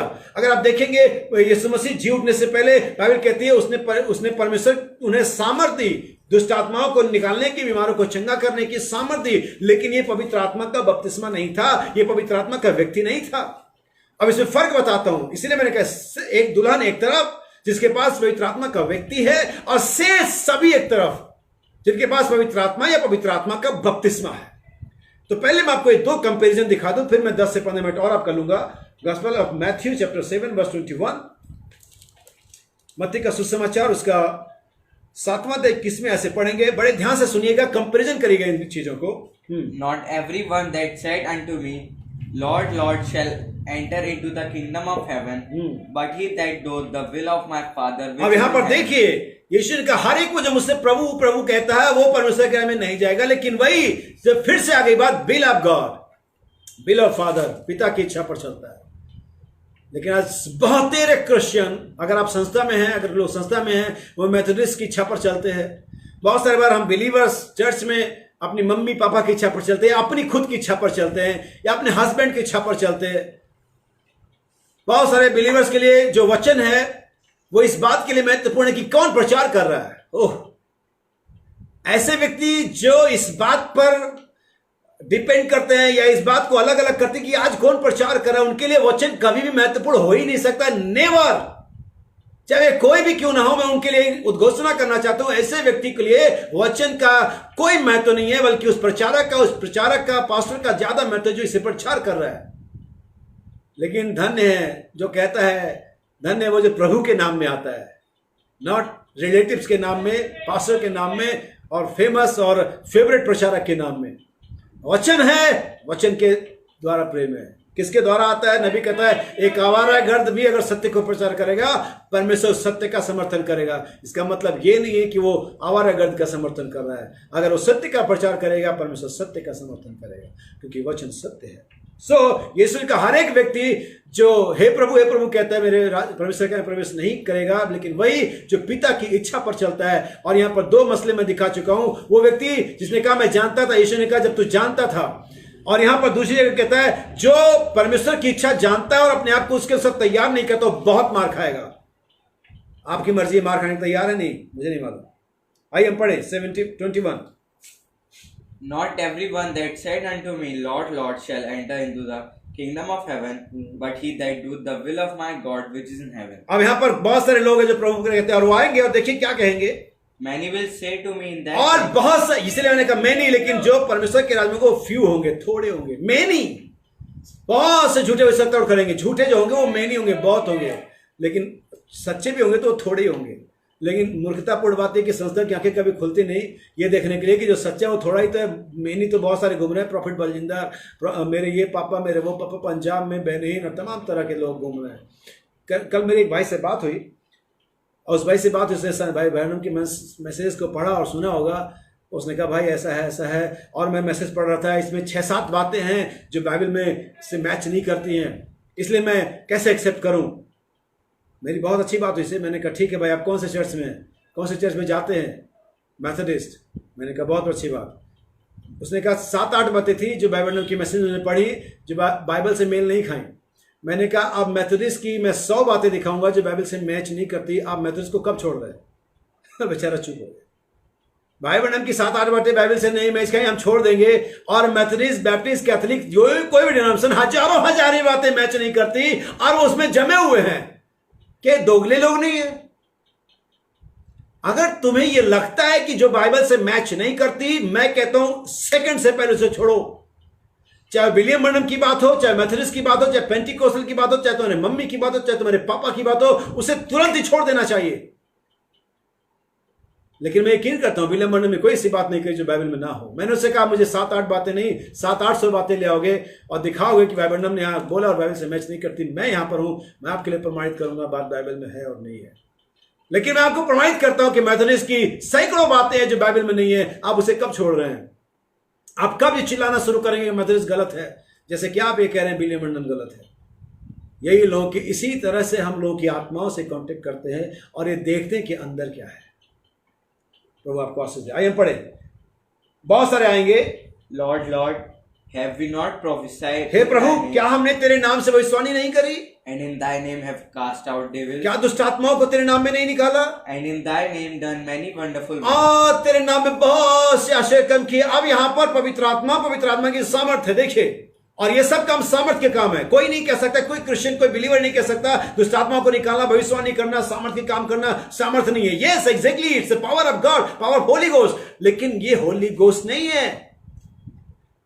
परमेश्वर को कभी किसी ने नहीं देखा, लेकिन इकलौते पुत्र ने प्रकट किया। मैं आपसे सवाल करता हूं, आप जो बिलीवर्स हैं, हम इन चीजों को समझ लेंगे, हमारे पास बेहतर समझ है संस्था के मुकाबले। क्या मूसा ने परमेश्वर को प्रकट नहीं किया?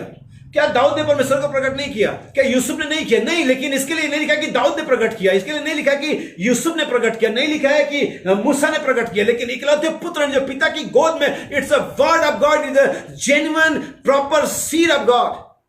परमेश्वर के बीज ने प्रकट किया जो पिता की गोद में है। गोद में बच्चे नहीं होते हैं, पिता कोई औरत नहीं है, पिता कोई मां नहीं था इसे औरत की तरह की गोद में बच्चा उठाए हुए है। वो बीज था जो परमेश्वर पिता के अंदर था, और उस बीज ने जब बाहर डेमोस्ट्रेट हुआ, उसने पिता के गुणों को, पिता के सामर्थ को, पिता के प्रेम को, पिता के फॉरगिवनेस को, जो कुछ पिता में था उसे रिवील किया। वो फूल खिल उठा, जैसे कि बीज के अंदर में सुंदरता होती है। बीज जमीन में होता है, लेकिन जमीन में बीज जाता है, गर्मी पाता है, खिलता है, अपनी खूबसूरती को, अपनी महक को, अपने कलर को लेकर के आता। ठीक ऐसे ही पिता को पुत्र ने अर्थात वचन बीज ने प्रकट किया।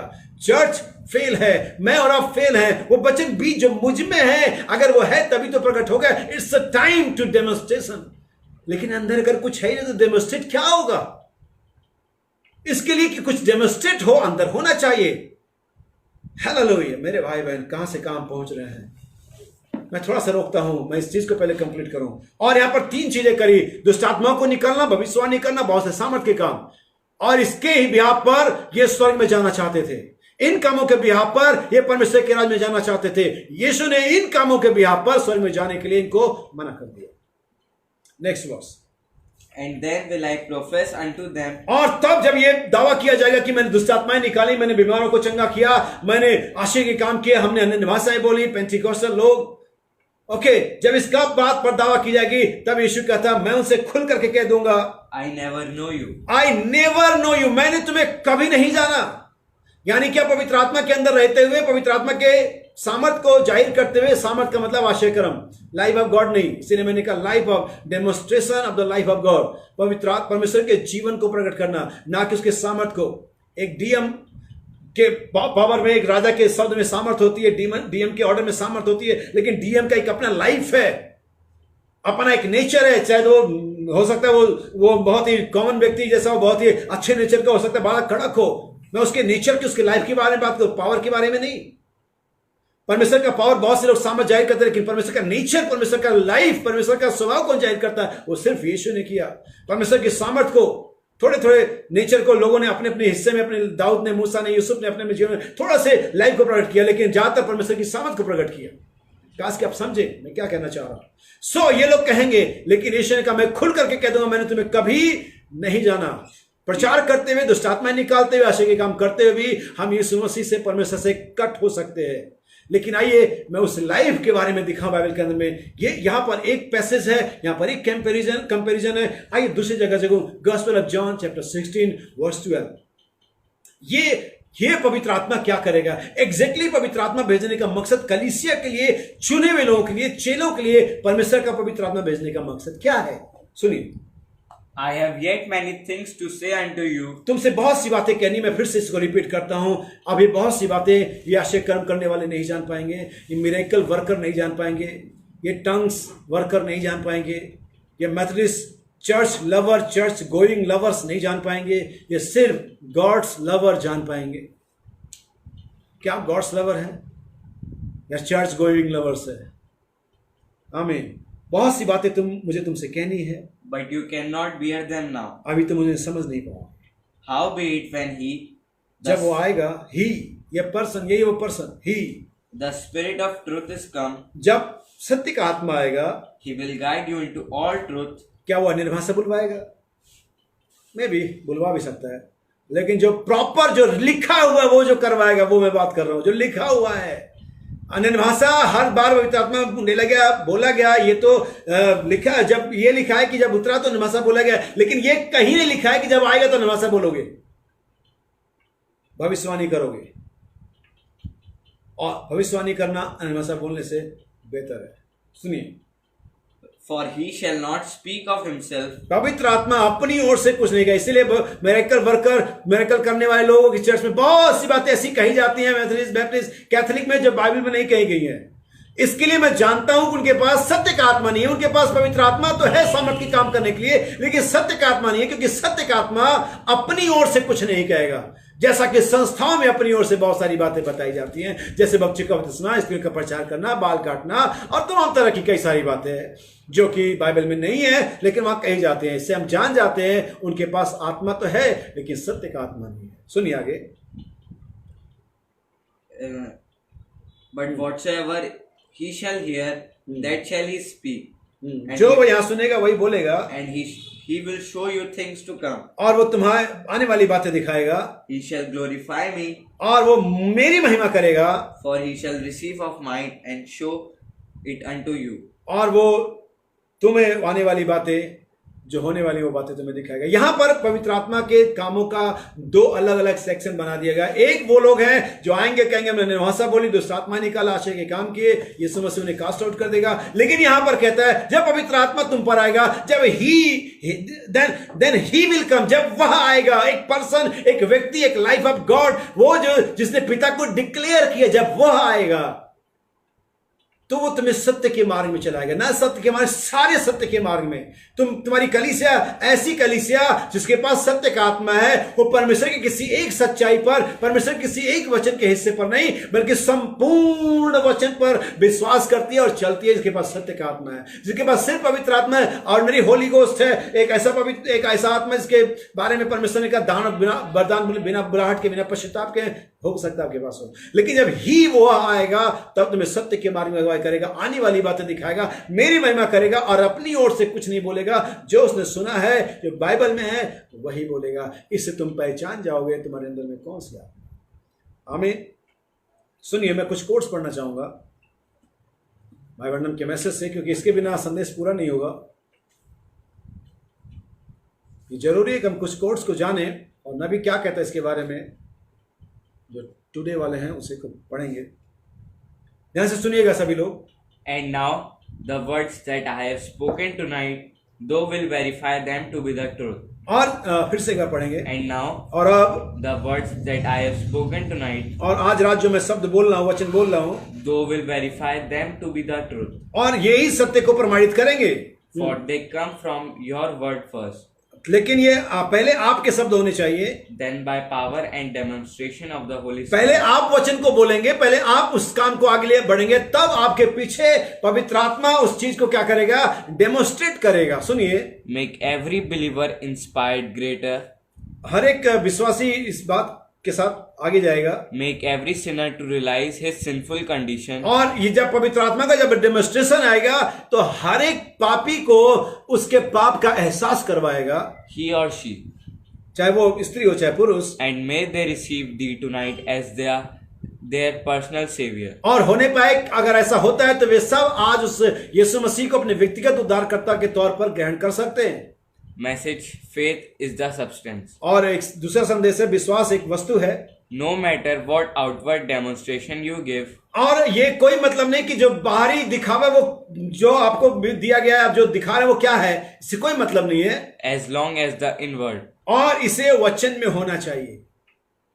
आपका बाहरी दिखावा क्या है इससे मतलब नहीं है, लेकिन जो भी आप डेमोन्स्ट्रेट कर रहे हैं, जो भी आपके लाइफ से दिख रहा है, वो वचन में होना चाहिए, क्योंकि हम और आप वचन के डेमोन्स्ट्रेट करने वाले हैं। सुनिए, here is the Holy Spirit. यहां पर पवित्र आत्मा है, It will be the fruits of the Spirit, और पवित्र आत्मा के फल long suffering, और दुख उठाना goodness, और भलाई meekness, और नम्रता, patience, धीरज gentleness, और सभ्यता faith, और विश्वास, temperance. संयम। Satan can copy any kind of a gift, और शैतान किसी भी वरदान की नकल कर सकता है, any kind of a manifestation, किसी भी प्रकार के प्रकटीकरण का नकल कर सकता है, but he can't love. लेकिन वो प्रेम का नहीं कर सकता। That's a power of God, that's a life of God, it's a love of God. यही परमेश्वर की सामर्थ है, यही परमेश्वर का जीवन है, और जो कि परमेश्वर का प्रेम है। उस प्रेम की सामर्थ से परमेश्वर ने लोगों को बचाया। ये नबी उस दिन कलवरी पर संदेश में कहता है, प्रेम सबसे बड़ा हथियार है। Love is the greatest weapon. प्रेम वो सबसे बड़ा हथियार है जो अपने एनिमी के खिलाफ हम इस्तेमाल कर सकते हैं। शैतान किसी प्रकार के डेमोन्स्ट्रेशन का नकल कर सकता है, अन्य भाषा बोलने का, भविष्यवाणी करने का, मेरेकल का नकल कर सकता है शैतान, और किसी भी बात को प्रकट कर सकता है, यहां तक कि स्वर्ग से आग गिरा सकता है, लेकिन शैतान कभी भी लव का नकल नहीं कर सकता, क्योंकि लव इज गॉड। हालेलुया, परमेश्वर प्रेम है। सुनिए, Satan can copy any kind of a gift, पर शैतान किसी प्रकार के वरदान का नकल कर सकता है, any kind of a manifestation, किसी प्रकार का प्रकटीकरण, but he can't love. लेकिन प्रेम का नहीं। God is love. परमेश्वर प्रेम है, That's right. ये ठीक है। See, देखिए, Satan can't love. शैतान प्रेम नहीं कर सकता। Next message. अगला जो संदेश है, Prayer line. प्रार्थना की कतार। Almighty God, सर्वशक्तिमान परमेश्वर, your commission by the Son of God was, और आपका जो प्राधिकार है जो परमेश्वर ने अपने पुत्र के द्वारा हमें दिया, go into all the world and जैसा कि preach मैंने the बताया, gospel. सारे जगत में जाओ, सुसमाचार प्रचार करो। And we know that the gospel is और अब power. आगे नबी कहता है, और हम जानते हैं, we know that, Gospel is power जो सुसमाचार एक सामर्थ है। and demonstration of the Holy Spirit. सुसमाचार क्या है? एक सामर्थ और पवित्र आत्मा का जाहिर किया जाना है। That's a demonstration time. एक समय उनको कमीशन दिया गया था, एक समय उनको सिक्के दिए गए थे, एक समय उनको परमेश्वर ने दिया था कि बिजनेस, और एक समय आया कि परमेश्वर ने आकर के हिसाब मांगा। पृथ्वी के नीचे, आसमान की नीचे, पृथ्वी पर जो कुछ किया जाता है उसका एक समय है। परमेश्वर ने एक समय आपको सुसमाचार दिया, परमेश्वर एक समय आपको कमीशन दिया, एक समय आपको सच्चाई दी। अब समय परमेश्वर आपसे मांगेगा हिसाब। मेरे भाई, मेरे बहन, मेरे बच्चे, तुमने इसका क्या किया? यीशु वो नोबल मैन लौट करके आया, बताओ मैंने तुम्हें 10 पाउंड दिए थे, इसका हिसाब दो मुझे। उसने कहा ओके सर, ये 10 आपने दिए, 10 और रहे। ओ, उसने कहा यू आर गुड सर्वेंट, तू एक अच्छा दास है, जा 10 नगरों पर अधिकारी हो जा। दूसरे का ओ, तुम्हारा क्या हिसाब किताब है? उन्होंने कहा ओके मान, मैं आपके लिए आयत पढ़ता हूं, Ephesians chapter 4, Ephesians chapter 4 verse 8। Ephesians chapter 4 verse 7.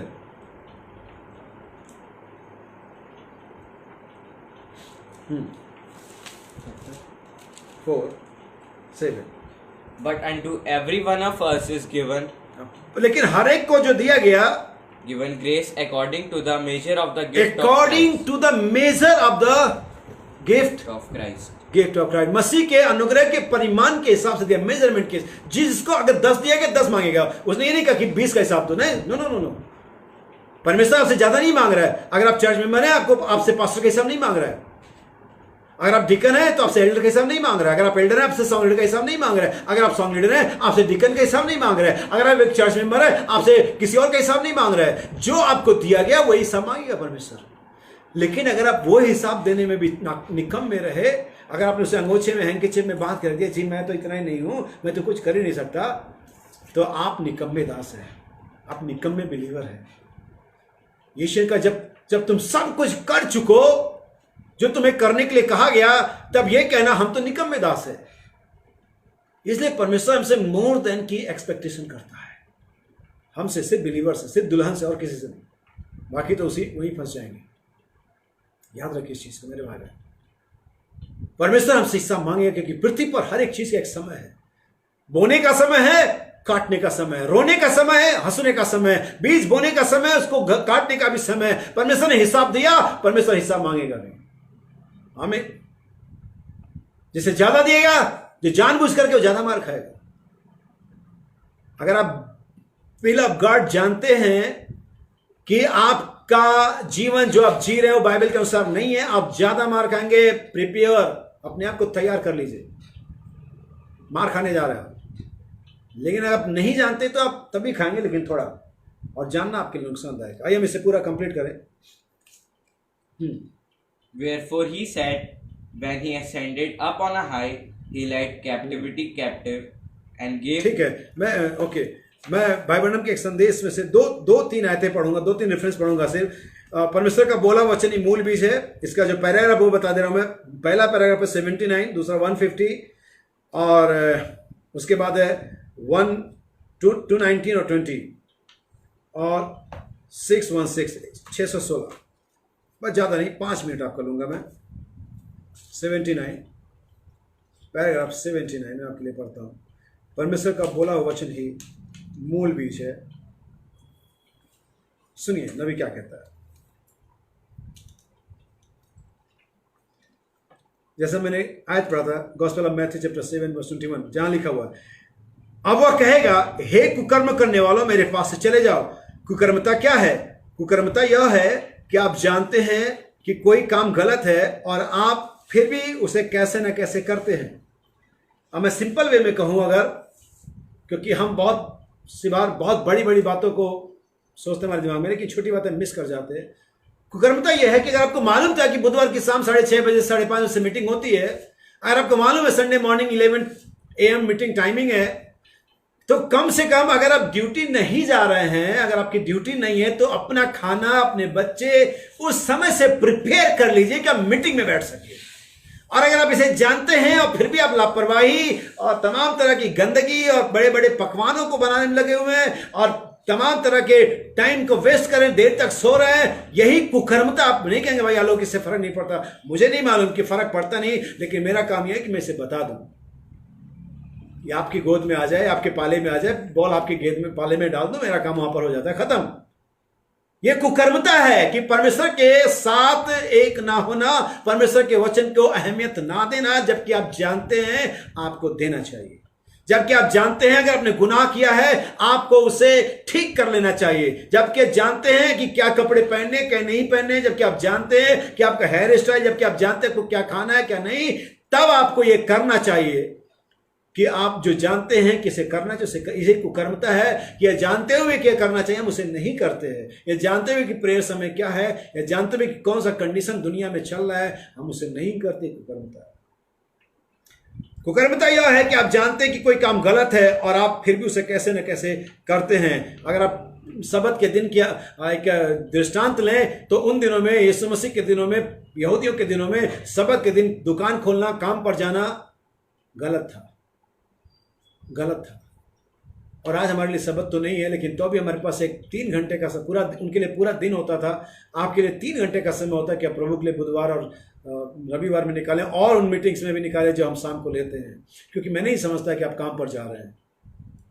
मेरे ख्याल से हमारे चर्च में 10% लोग काम पर जाते होंगे, बाकी सब लोग घर पे। और आप काम पे जा भी रहे हैं तो उस समय आप बना सकते हैं, मैनेज कर सकते हैं।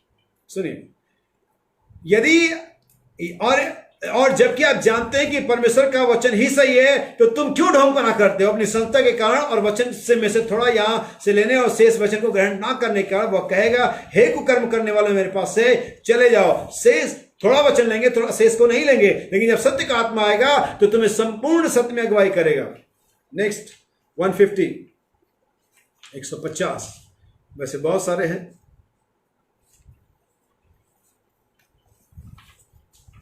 लेकिन मैं आपको देर नहीं करूंगा, बस दूसरा पढ़ूंगा। 150 पैराग्राफ।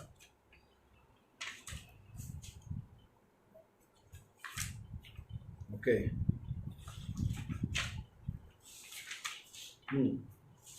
सुनिए 150। आप जो काम उसमें प्रकट होंगे वे ठीक वैसे होंगे जो उसमें यानी मूल बीज में प्रकट हुए थे। अगर हम मेरे शुरुआती बातों को याद रखेंगे, तब यीशु ने, बाइबल कहती है यूहन्ना 1:18 कि वो पुत्र इसलिए प्रकट हुआ ताकि पिता को डिक्लेयर करे, और वो वही चेलों ने डिक्लेयर किया, यानी कि सेम लाइफ, बीज एक ही है। जब आम का बीज शुरुआत में बोया गया तो हर बार जब वो उगेगा तो आम ही लेकर के आएगा। अगर परमेश्वर का बीज जो पिता के गोद में था, जब वो पहली बार उगा यीशु मसीह के रूप में, परमेश्वर के पुत्र के रूप में, वो लाइफ ऑफ गॉड लेकर के आएगा, लव ऑफ गॉड लेकर के आया, फॉरगिवनेस ऑफ गॉड लेकर के आया। जब पहला बीज उगा तो जब वो बीज दोबारा मर गया कलवरी पर, और जब पेंटिकोस्ट के दिन उगा तो वो क्या लेकर के आया? Same life, same power, same forgiveness. इसलिए स्तिफनुस ने मरते हुए कहा, पिता इन्हें माफ कर क्योंकि नहीं जानते। यानी वो बीज हर बार जब उगेगा तो वही लाइफ, वही काइंडनेस, वही प्रकार लेकर के आएगा जो शुरू से है। इसलिए बाइबल के अंदर में उत्पत्ति की 11 में बताया गया, हर एक बीज अपने ही जाति का अनुसार उगे। और मैं बात कर रहा हूं परमेश्वर के वचन बीज के बारे में, और ये जब उगेगा, हर बार उगेगा, वही लेकर के आएगा जो पहली बार में था। और पहली बार में परमेश्वर के पुत्र के रूप में होगा और वो फल लेकर के आया। दूसरी बार पेंटिकोस्ट के दिन 120 लोगों में होगा और वही जीवन लेकर के आएगा। फिर 325 AD में ये बीज फिर से जमीन में चला गया और लूथरन के समय इसका आना आरंभ हुआ। अब फिर से जब ये आएगा, क्या लेकर के आएगा? अपनी फुलनेस में, अपनी अंत में क्या लेकर गया? Same seed, same size, same colour, same quality, वही जीवन जो परमेश्वर में था। इसीलिए मैंने कहा, सुसमाचार हमारे पास केवल शब्दों में नहीं पहुंचा, वरन सामर्थ्य में पहुंचा। सो याद रखिए मेरे भाई इस चीज को,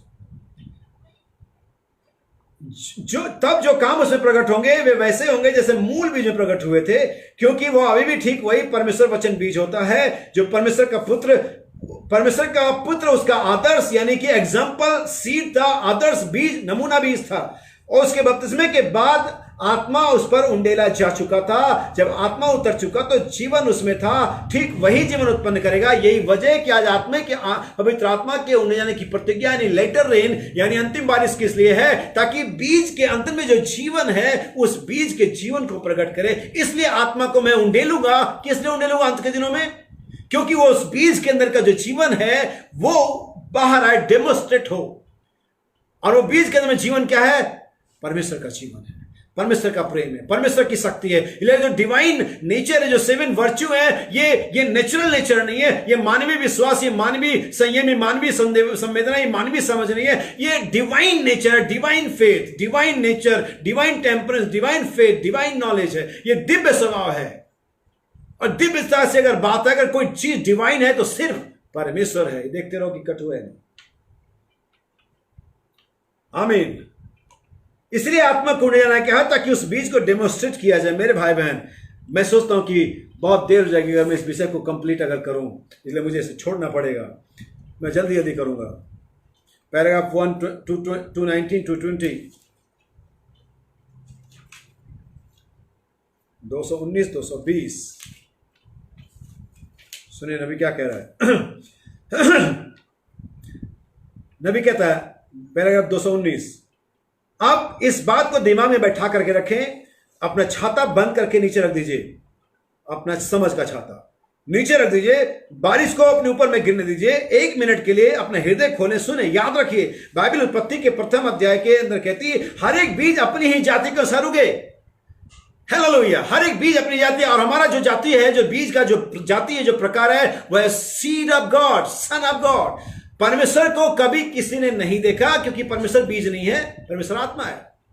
लेकिन इकलौते पुत्र हैं जो कि परमेश्वर का बीज है, वचन बीज है। अगर पढ़ेंगे लूका 8:11 लिखा, और दृष्टांत यह है कि जो बीज है वो वचन है।